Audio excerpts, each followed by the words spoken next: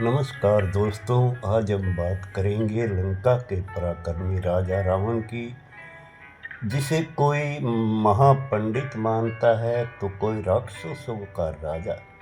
रावण का नाम आते ही रामायण की कथा हमारे मन में जीवंत हो उठती है। लेकिन रावण सिर्फ एक खलनायक ही नहीं था, बल्कि एक विद्वान, तपस्वी और महान शिव भक्त भी था। रावण का जन्म ऋषि विसर्वा और राक्षसी कैकई के घर हुआ। विसर्वा ब्राह्मण ऋषि थे और कैकई राक्षस वंश की थी। इसी कारण रावण में दोनों का गुण मिला, विद्या और बल। रावण के भाई बहनों में कुंभकर्ण, विभीषण और शूर्पणखा प्रमुख थे। जन्म के समय उसका असली नाम दशानन पड़ा, क्योंकि उसके 10 सर थे। यह 10 सिर उसके ज्ञान और बुद्धि का प्रतीक माने जाते हैं। रावण ने बचपन से ही महान विद्वान गुरुओं से शिक्षा पाई। कहा जाता है कि वह चारों वेद, 6 शास्त्र और 64 प्रकार की विद्या में पारंगत था। वह इतना महान पंडित था कि उसे शिव तांडव स्तोत्र जैसा दिव्य स्तोत्र लिखने का अक्षर भी दिया जाता है। संगीत में भी निपुण था और माना जाता है कि उसने वीणा का आविष्कार किया। रावण ने कई वर्षों तक भगवान शिव की कठोर तपस्या की। अपनी भक्ति से प्रसन्न होकर शिव ने उसे असीम शक्ति और वरदान दिया। उसने ब्रह्मा जी से भी वरदान पाया कि कोई देवता, दानव, किन्नर, गंधर्व, नाग आदि उसे नहीं मार पाएंगे। लेकिन उसने मनुष्य और वानरों को तुच्छ समझकर उनसे सुरक्षा नहीं मांगी। यही उसकी सबसे बड़ी भूल साबित हुई।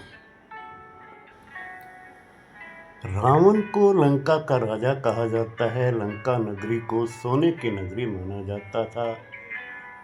इसे वास्तु शास्त्र के महान आचार्य विश्वकर्मा ने बनाया था। रावण ने जहाँ समृद्ध राज्य बसाया, उसकी सेना विशाल और अपराज्य थी। रावण राजनीतिक, आयुर्वेदिक और खगोल विज्ञान में भी निपुण था। रावण की पत्नी का नाम मंदोदरी था, जो एक अत्यंत बुद्धिमान और धर्मपरायण स्त्री थी। उसके कई पुत्र थे, जिनमें मेघनाद, इंद्रजीत सबसे प्रसिद्ध था। इंद्रजीत ने देवताओं को युद्ध में हराया और उसका नाम पूरे त्रिलोक में गूंजता था। रावण के जीवन का सबसे बड़ा अध्याय सीता हरण है।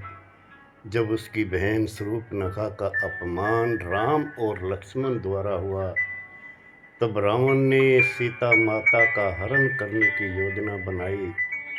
उसने मरीच को श्रवण मृग बनाकर भेजा और सीता जी को धोखे से लंका ले आया। यहीं से राम रावण युद्ध का आरंभ हुआ।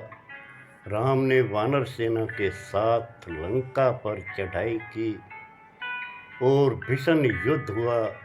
इस युद्ध में रावण के कई भाई और पुत्र मारे गए, लेकिन रावण ने हार नहीं मानी। अतः श्री भगवान श्री राम ने रावण का वध किया। राम ने उसके वरदानों और शक्तियों के बावजूद हराया। कहा जाता है कि जब रावण मृत्युशैया पर था, तब श्री राम ने लक्ष्मण को भेजा कि वे जाकर रावण से जीवन और नीति की शिक्षा ले। मरते समय श्री रावण ने गहन ज्ञान दिया और यह दिखा दिया कि वह केवल खलनायक ही नहीं, बल्कि एक महान पंडित भी था। रावण को अक्सर बुराई का प्रतीक माना जाता है, लेकिन वह अत्यंत विद्वान, शिव भगत, संगीतज्ञ, नीतिज्ञ और पराक्रमी भी था। उसकी सबसे बड़ी कमी उसका अहंकार और स्त्रियों के प्रति दुर्बलता थी। अगर उसमें अहंकार ना होता तो शायद वह आज भी एक महान राजा के रूप में याद किया जाता। दोस्तों, रावण की कथा हमें यह सिखाती है कि कितना भी बड़ा ज्ञान, शक्ति या साम्राज्य क्यों ना हो, अगर अहंकार और अधर्म आ जाए तो विनाश निश्चित है। इसलिए हर साल दशहरा पर रावण दहन किया जाता है, बुराई पर अच्छाई की जीत का प्रतीक बनाकर। हेलो यूट्यूब फैमिली, आप सब लोग कैसे हैं? मैं आशा करता हूँ कि आप खुश होंगे, स्वस्थ होंगे। और यह ब्लॉग जो आप देख रहे हैं, यह स्टेट हरियाणा, जिला हिसार, तहसील हांसी से बड़ी धूमधाम से विजयदशमी का पर्व मनाया जा रहा है। इस पर्व त्योहार में महाराजा रावण जी की जीवनी के कुछ अंश इतिहासकारों के अनुसार जो लिखे गए हैं वो बताए गए हैं। शायद आप लोगों को यह पता नहीं होगा कि कैकई पिछले जन्म राक्षस के रूप में थी, जो कि उसने कैकई के रूप में जन्म लिया। और ये मुझे भी नहीं पता था। जिन जिन को पता था प्लीज़ वह कमेंट ज़रूर करना दोस्तों। और ये जो जीवनी के कुछ अंश बताए गए हैं, ये इतिहासकारों के अनुसार जो लिखे गए हैं वही बताए गए हैं।